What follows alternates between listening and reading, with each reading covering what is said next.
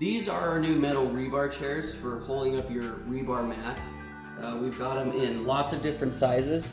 We've got them in a 2-inch, a 2.5 inch, and a 3-inch, as well as it holds a 1/2 inch or a 3/8 inch rebar. And then we've also got our 5/8 inch rebar variant. So lots of different options and sizes for you to try. They're really easy to use. You just snap them in, and they've got little notches that kind of hold the chairs in place.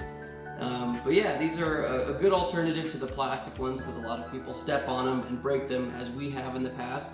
So what we're going to do in this video is show you guys us stepping on rebar with our rebar chairs as opposed to the plastic ones, and show you the difference.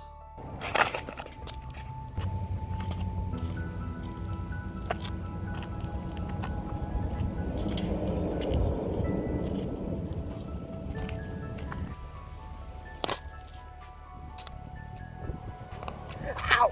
Of course it's gonna go through my freaking shoes. Freaking foam. Well, that's how tough they are. They didn't bend. Just stab your foot. Stabbing right in the foot.